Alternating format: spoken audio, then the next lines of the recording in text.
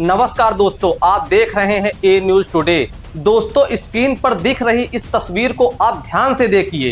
ये तस्वीर 5 अगस्त को महाराष्ट्र के संभाजी नगर में ली गई थी। यह सिर्फ एक साधारण बैठक की तस्वीर नहीं है, बल्कि यह उस रणनीति का खाका है जिसने पूरे देश के राजनीतिक गलियारों में हलचल मचा दी है। इस तस्वीर में दिख रहे ये 15 लोग जो खुद को एक सामाजिक बदलाव का चेहरा बता रहे हैं। क्या आप जानते हैं कि ये वास्तव में कौन है? इनमें से एक भी व्यक्ति गरीब नहीं है, कोई मामूली हैसियत वाला नहीं है। 30 साल से कम उम्र में करोड़ों की हैसियत कायम करने वाले इन नवयुवकों ने मिलकर 12 लोगों की एक कोर कमेटी बनाई है, काकरोच जनता पार्टी यानी सीजेपी की कोर टीम। दावा किया जा रहा है कि यह कोई राजनीतिक दल नहीं है, बल्कि सिर्फ एक प्रेशर ग्रुप है जो शिक्षा, बेरोजगारी और सरकारी जवाबदेही पर काम करेगा। लेकिन सवाल यह है, क्या यह वाकई एक प्रेशर ग्रुप है या फिर देश की सत्ता पर काबिज होने की एक सोची समझी पुरानी इनसाइड क्रोनोलॉजी है? दोस्तों, आज की इस रिपोर्ट में हम सीजेपी के इसी आधे सच का पूरा कच्चा चिट्ठा खोलने जा रहे हैं। दोस्तों, आप सभी वीडियो को छोड़कर कहीं मत जाइएगा, पूरा वीडियो जरूर देखना। सीजेपी और इनके आकाओं का सच। दोस्तों, अभिजीत दिपके और उनके कोर टीम का कहना है कि वे राजनीति के कीचड़ में नहीं उतरेंगे, लेकिन हमारे सूत्र और राजनीतिक क्रोनोलॉजी कुछ और ही कहानी बयां कर रही है।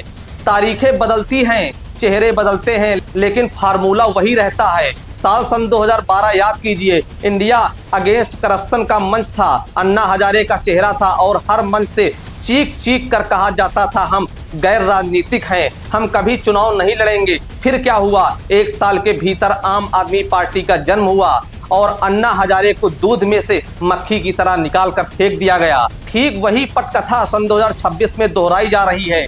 सन 2012 में अन्ना हजारे का इस्तेमाल हुआ तो वहीं सन 2026 में सोनम वांगचुक के अनशन का इस्तेमाल किया गया। भ्रष्टाचार और जन मुद्दों के नाम पर आमरण अनशन, सरकार को झुकाना, खुद को मसीहा और सामाजिक कार्यकर्ता साबित करना और फिर सीधा चुनावी राजनीति के अखाड़े में उतर जाना। सीजेपी का यह प्रेशर ग्रुप केवल एक मुखौटा है। असली खेल अगले 3 सालों के भीतर सीजेपी को एक पूर्ण राजनीतिक दल के रूप में लॉन्च करना। आखिर इस कोर टीम में ऐसा कौन है जिससे आम आदमी पार्टी की बू आ रही है? सीजेपी के संयोजक अभिजीत दिपके, सह संयोजक आशुतोष राका, सौरभ दास और नेशनल ऑर्गेनाइजेशन इंचार्ज बनाए गए अजिंक्य सिंधे, ये सब के सब आम आदमी पार्टी की राजनीतिक प्रयोगशाला के सबसे होनहार छात्र हैं।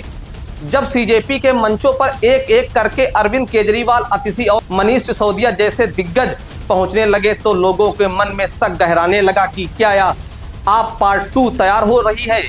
बात सिर्फ इतनी ही नहीं, सीजेपी की राष्ट्रीय कार्य समिति के ऐलान से पहले ही गुजरात के 2 वॉलंटियर्स ने बगावत का झंडा बुलंद कर दिया।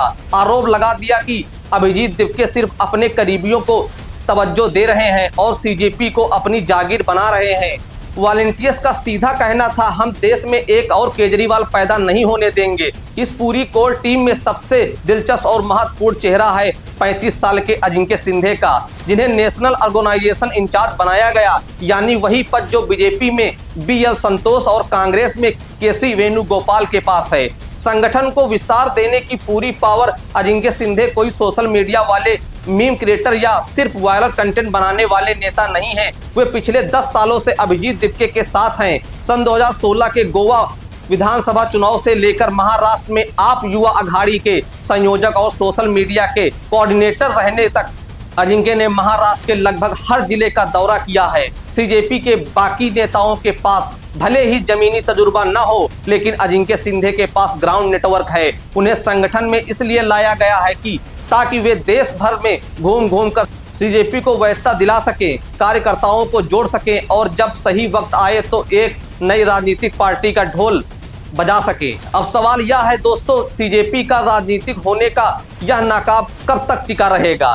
क्या जनता एक ही फार्मूले से बार बार ठगी जाती है या इस बार लोग वक्त रहते ही पूरी क्रोनोलॉजी को समझ जाएंगे? सूत्र तो यह भी कहते हैं कि सीजेपी के इस उभार के पीछे संघ और सत्ताधारी खेमे का भी परोक्ष इशारा है, ताकि विपक्ष के वोटों में सेंध लगाई जा सके। अब यह देखना दिलचस्प होगा कि चुनाव न लड़ने का दावा करने वाली सीजेपी की यह कोर टीम अपने इस वादे पर कब तक टिकी रहती है। दोस्तों फिलहाल इस विशेष रिपोर्ट में इतना ही। दोस्तों जानने से पहले हमें अपनी राय कमेंट बॉक्स में लिखकर जरूर बताएं और चैनल को सब्सक्राइब करना ना भूलें। जय हिंद।